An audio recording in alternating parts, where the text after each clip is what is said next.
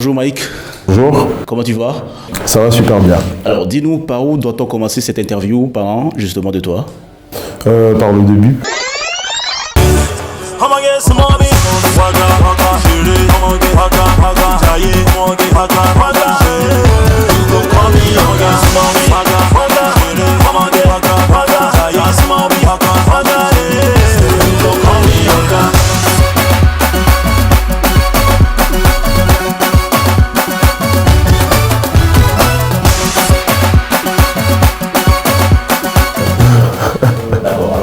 Tu es né en août, en 22 août. Ouais.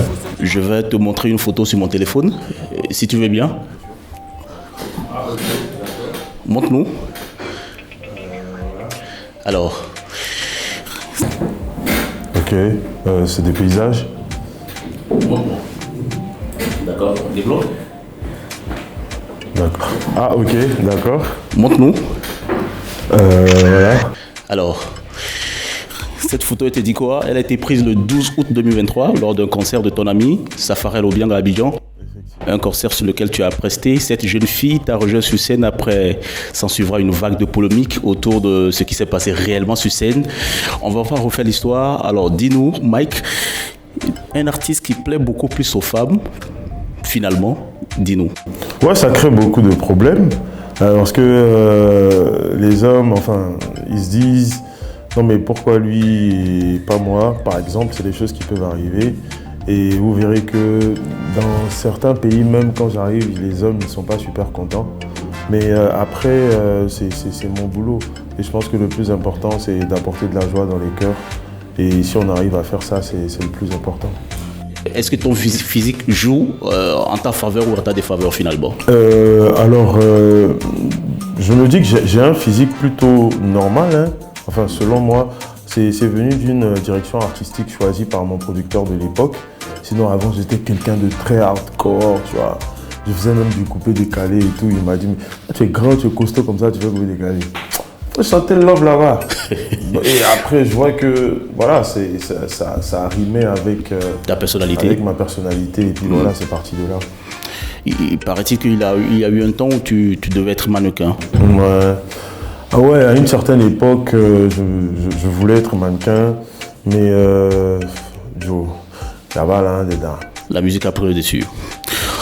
En 2016, tu es l'une des plus grosses révélations en Côte d'Ivoire. En l'espace de 5 ans au sein du label Star Factory de ton mentor Serge Beno, tu as des tubes comme Yebessa, Ma priorité, L'arrivée qui compte et Enfant béni. Parlons justement de cette chanson, Enfant béni. Certains parlent que c'est ton plus grand succès jusqu'à aujourd'hui. On va dire que grand succès, je dirais pas ça, mais je dirais que les gens se sentent beaucoup dans cette chanson-là. Beaucoup de gens se sentent dans cette chanson parce qu'elle révèle une histoire, le quotidien de millions de jeunes Africains qui cherchent à aller à l'aventure, qui cherchent à nourrir leur famille, qui cherchent à se battre pour un lendemain meilleur. Et donc je pense que le message véhiculé fait que cette chanson-là est devenue aujourd'hui intemporelle. Donc je pense que je dirais que c'est ça, c'est plus l'émotion que les paroles de cette chanson véhiculent. Tu es un enfant béni, va en paix, mais n'oublie jamais d'où tu viens. Enfant béni, tu es un enfant béni, va en paix, mais n'oublie jamais d'où tu viens. Enfant béni, tu es un enfant béni. 4 ans maintenant que je suis. Ton univers artistique est un mélange de plusieurs sonorités qui riment avec l'afrobeat et les exceptionnelles influences culturelles et musicales originales de la Côte d'Ivoire, dont le coupé décalé, tu viens de le dire tout à l'heure. Le tout, toi tu l'appelles l'Ivory Soul. Yes, l'Ivory Soul, d'abord la soul music qui est en réalité une musique noire américaine.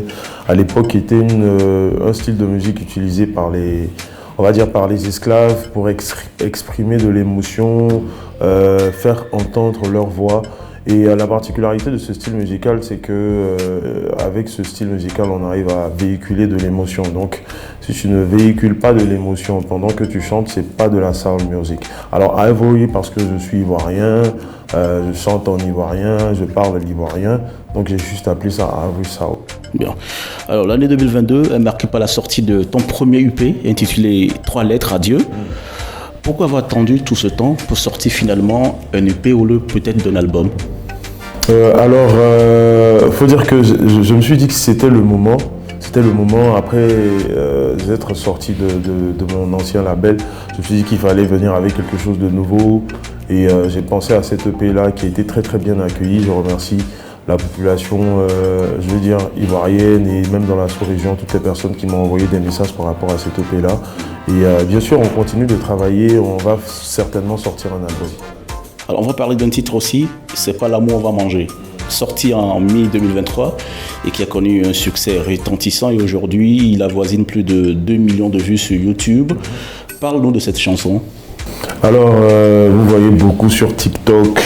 Depuis un moment, tu mises pas, tu manges pas, tu fais pas ci, tu fais pas ça. Les goulets veulent l'argent à tout moment.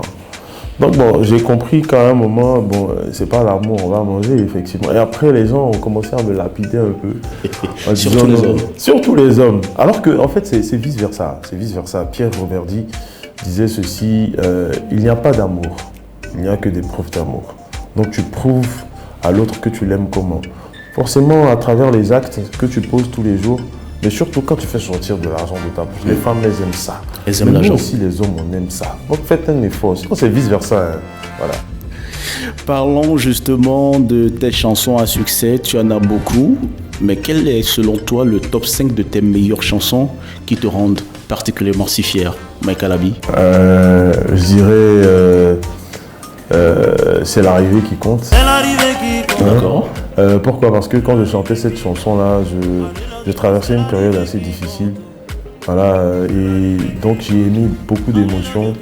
Donc je dirais que c'est l'arrivée qui compte. Ensuite, écoute, Enfant béni en 3e position. C'est pas l'amour, on va manger. Et puis enfin, Papa des soldats, qui est le 3e titre de l'EP. Papa des soldats, toujours avec moi. Tu ne m'as Bien. Depuis quelques années maintenant, tu es à la tête de ton propre label, Alabi Family, créé en collaboration avec ton agent et manager Maestro de Balzac, qu'on salue de passage.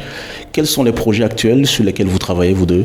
Nous sommes en train de travailler sur un album et nous avons ouvert une boîte de com également qui, on va dire, on est en collaboration avec une boîte de com qui va gérer tout ce qui va venir du label et même l'image de l'artiste. Donc on est en train de faire un gros projet, je pense qu'il va se faire sentir courant cette année 2024. D'accord. Tu es un artiste très engagé aussi au plan social et humanitaire. Ouais. Tu es d'ailleurs ambassadeur d'une association de lutte contre le sida. Yes. En 2021, lors des Prémudes, tu as dédié ton prix également de meilleur artiste variété urbain aux malades du sida. Le sida, comment expliques-tu ton engagement dans la lutte contre cette maladie? Pour avoir été victime de diffamation sur les réseaux sociaux, il faut dire que c'était une période assez difficile pour moi. Un bad buzz. Qui effectivement. Un coup dur en 2021. Ouais, c'était dur. Parce que de base, je prenais ça pour de la rigolade. Et quand je suis revenu au pays, parce que je crois à cette période-là, j'étais en Angleterre. Et quand je suis revenu, je me suis vraiment rendu compte que ça avait eu un impact sur ma carrière. Parce que ça avait pris de l'ampleur. Et hors de la Côte d'Ivoire, au Bénin, au Burkina Faso, au Mali, des endroits où on voulait voir Mike Alabi, je voyais des commentaires qui venaient de gauche à droite. Et même à Abidjan, il y avait des lieux où, par exemple, la salle de sport que je fréquentais, on me demandait par exemple de venir muni d'un test VIH de dépistage. Et donc ça m'a vraiment touché parce que quand tu arrives dans un endroit, tout le monde te regarde, on se dit non, il a ça, mais un gars comme ça, il a ça, il ne l'a pas. Et ça m'avait tellement affecté que j'ai vécu une période de dépression sans avoir la maladie. Vous voyez? Et donc j'ai eu à faire le test 3 fois en laissant 3 mois entre chaque test. Et après cela, j'ai fait une interview à la télé où j'ai présenté les preuves. Et ensuite, les personnes qui ont fait tout ça ont été en prison, ont demandé pardon, sont sortis, ont fait des directs pour présenter des excuses, mais ça allait nulle part. Mais la dépression, je l'ai vécue. Et j'ai imaginé les personnes qui vivaient avec cette maladie-là. Et comment ces personnes vivent au quotidien. Comment ces personnes sont vues dans leur quartier. Et ça m'a tellement touché que je me suis dit qu'il fallait absolument que je m'engage auprès de ces personnes-là. Et aujourd'hui, on forme une famille et je suis beaucoup plus engagé auprès des enfants qui sont victimes de cette maladie parce que ces enfants sont nés avec la maladie et donc n'ont rien demandé. D'accord. Voilà, Alabi, on va finir cette interview. Dis-nous, c'est quoi ton plus grand regret, Mike? Les regrets, je veux dire, j'ai pas vraiment de regrets. Parce que pour moi, dans la vie, chaque chose nous permet de gagner en expérience. Donc, j'ai que des expériences, pas vraiment de regrets. Je remercie le nom de Dieu pour ça. Tu n'as pas de regrets? Et dis-nous, c'est quoi, quelle a été ta plus grande preuve de bonheur vécue déjà dans ma carrière, c'est une rencontre. C'est une rencontre avec qui? Serge Beno. Non, pas professionnel, mais si on veut parler de façon professionnelle, oui, je dirais la rencontre avec Serge Beno a été un très grand tournant dans ma vie. Et ensuite, quand j'ai décidé de me prendre en main, en collaboration avec Maestro de Balzac, ça a été les 2 moments forts de ma carrière. D'accord. Cette séparation avec Serge Beno, voulue exprès, ou y a-t-il eu un contentieux, un litige entre toi et puis ton ex-producteur? Oh non, il n'y a pas eu de litige. Il y avait une période, on avait décidé de travailler pendant une certaine période. Donc à l'issue de cette période-là, on s'est dit qu'on pouvait continuer avec bien sûr sa bénédiction et aussi son apport de temps en temps, son expertise parce que c'est une légende, Serge Beno. Donc voilà, il n'y a vraiment aucun problème. Merci Mike Alabi d'avoir répondu à nos questions. Merci beaucoup. Allez, on te souhaite bien de choses ici à Lomé et bon retour chez toi à Abidjan. Merci beaucoup Lomé. Voilà, ensemble. La petite était dans son coin. Tu l'as vue, tu dis c'est elle qui te plaît. Elle ne t'a rien demandé. Toi seul tu es venu lui promettre le ciel et la terre. Soyez là. Mais par amour elle a accepté. Comme elle te demande rien, toi aussi tu fais pas de geste, elle laisse aussi. Elle t'a demandé pour la première fois. Tu cries sous tous les toits qu'elle aime trop le matériel. Mais ce que tu ne sais pas, oh, on est censé s'aider, oh. Mais comme je peux pas compter sur toi, oh, on a qu'à se gérer. Mes parents, faut pas m'embrouiller. C'est clair. Est-ce que l'amour mange ça? Est-ce que c'est l'amour on va manger? Et quand on te parle, toi dis te fâche. Est-ce que c'est l'amour on va manger? Est-ce que l'amour on mange ça? Est-ce que c'est l'amour on va manger? Et quand on te parle, toi dis te fâche. Est-ce que c'est l'amour on va manger? Allô mon bébé, tu es où là? Avec qui tu fais quoi? J'ai envie de te voir. Sexy. Mais depuis je t'appelle, tu réponds pas. Oh. J'ai l'impression que notre amour a pris un coup. Allô mon bébé, tu me manques.